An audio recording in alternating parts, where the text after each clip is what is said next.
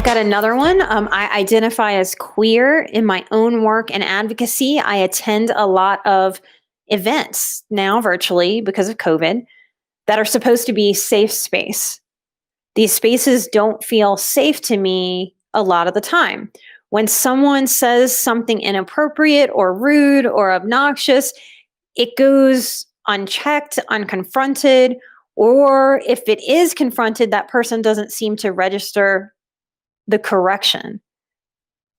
I don't know what to do with this. Okay, so what do I do with this? So this is something that one-on-one I wind up talking a lot about with people. I don't know if I will do a public episode on this or not. I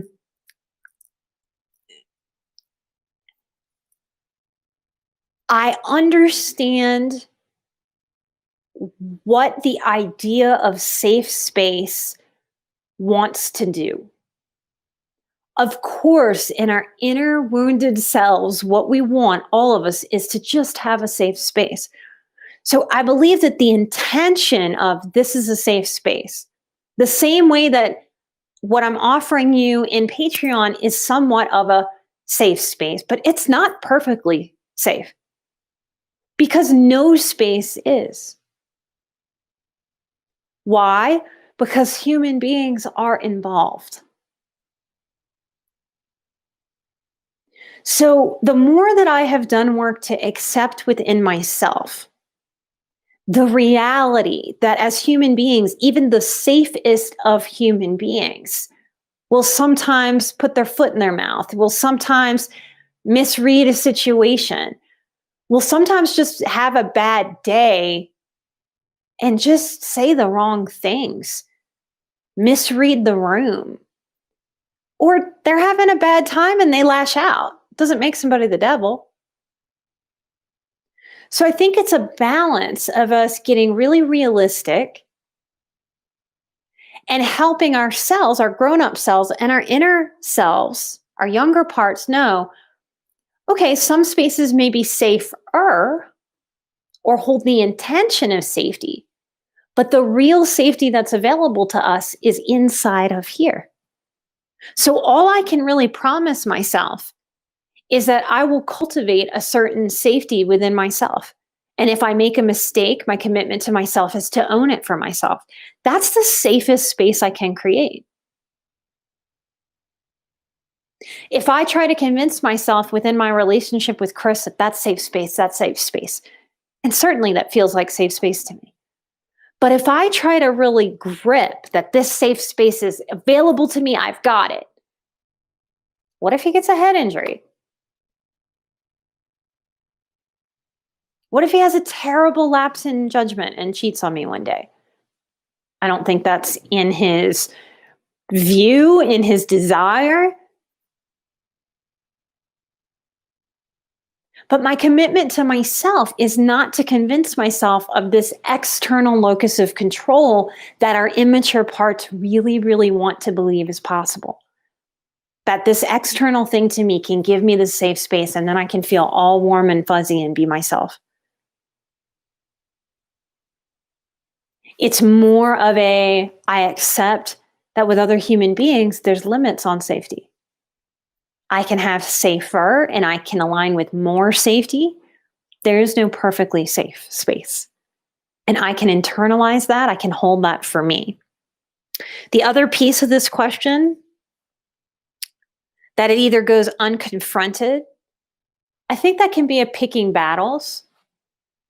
I do find that sometimes in communities that are touting safe space, there's a lot of word policing. And that in and of itself does not feel very safe to a lot of people. So I think for it to be safer, we have to also soften and allow some natural communication and have a comfortability with confrontation, which is very hard if we're highly sensitive. So the more that I internalize my safety is inside of myself, and the more confident I get speaking my truth as it happens, instead of shutting down, going inside my head, thinking about what to say, then the moment passes, and then we rehash it later, which is exhausting and draining. The more that these things can come together, so that in the moment, if I'm in a space that is supposed to be safe and something happens that doesn't feel very safe, instead of looking at other people, is somebody else going to police this so that it feels safe for me? I want to come from an empowered, very grown up adult place to advocate for myself. So either I can give myself permission to say, hey, I think maybe the word you were looking for is this. This would be a better word in this space than that word.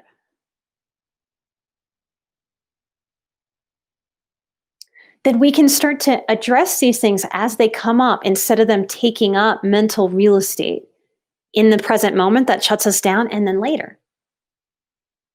This is part of why the biggest complaint that I hear from highly sensitive people is exhaustion. Because if we're not dealing with things as they come up in the present moment, we are holding on to them, we're rehashing. Then we're having the thoughts of what we wish we should have said. And then we're not present in those future present moments. So we're compounding our energy expenditure. So my philosophy here is to really do work to internalize that I am the safe space for me.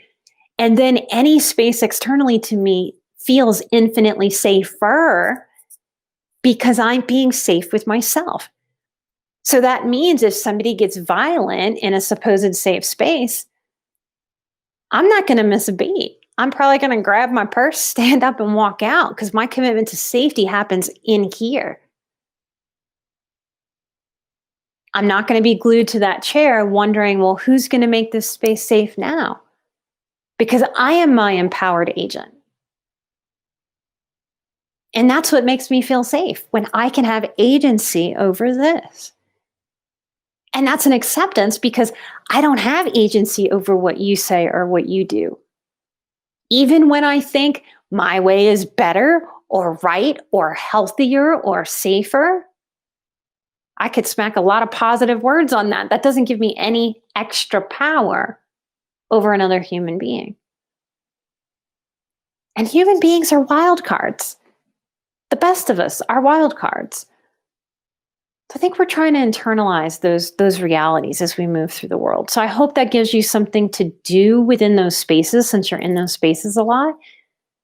And that the internalization of safety being with you can help you navigate those spaces. And when they feel really safe and connected, cool, melt into it. And if they don't, it's okay to be a little self-protective. Just because somebody slaps the word safe on it doesn't make it safe. Just like I just interviewed Crystal Catalina on the show. She was talking about how diet culture, just because a company slaps diet on a label doesn't make it a health food for us. In fact, it can be quite the opposite. So I think what we're learning to do is find our truth. There's a beautiful teaching in yoga that talks about removing the veils, that as we awaken, we remove a veil and we see more clearly. And then we remove another veil and we see more clearly. And we remove another veil and we see more clearly.